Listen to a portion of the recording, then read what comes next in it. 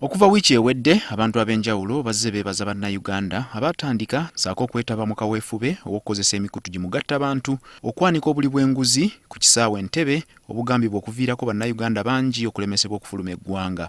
Era njaga okutwala omukisa guno okubeebaza bo baafulumiza ofulumya maloboozi sirowooza nti waliwo n'abamanyi ab'okubasanga naye baalwanya olutalo ne balulinnya ku nfeete. Ne Kalisoliiso wa Gavumenti agaseeko eddoboozi lye n'asaba bannayuganda obutaddamu kukkiriza kyayise kasasiro gwe basanga mu ziofisi za Gavumenti ez'enjawulo. Agamba bannayuganda balina okukozesa amasimu gaabwe okukwata obutambi bwabo ababasaba ekyoja mu miro, kiyambe ofiisi eno okukozesa obujulizi buno mu kkooti okuluma abali b'enguzi bano bwe kiba kisoboka oba kibayambeko okubanoonyerezaako. Soba okuba enduulu kituyambye ffenna okukola ki okuvaayo. Era bano be tuyita abakulu so nga bakozi bammwe. Era bwagenda mu ddwaliro bamuyisawo mangu ku layini ne bamutiitiibya, bwagenda okusaba ekisu ku ssomero era bamuyisawo mangu, bwagenda mu landizi ayagala kyapa kye bamuyisawo mangu.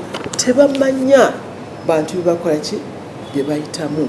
N'olwekyo mwetabe mu lutalo oba ogwama gwa kuba nduulu wuuyo lutalo lunene nnyo lujja tuyamba ffe abalina ebikola ate okukwata omuntu gw'okubidde enduulu.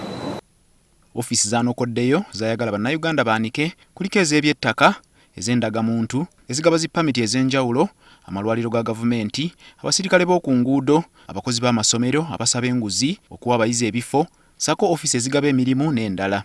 Tubakubiriza omulanga temukkiriza kuddayo kukkiriza kubasaba ssente.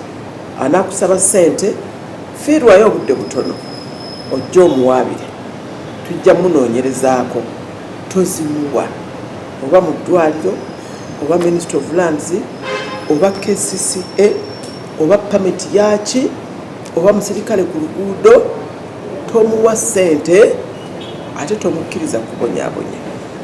Mukubira enduulu nti wuuyo ffe tujja kujja tumukwate kubanga ebikola ffe tubirina. Newankubadde abakulira ekisaawe ky'ennyonyi Entebbe baliko we batuuse ku kukangavvula abalabikira mu butambi nga basaba enguzi, Kamya agamba baakussaawo okunoonyereza ku kitongole kyonna nga n'abanokoddwayo ku mitimbagano baakukolebwako ng'amateeka bwe galagira.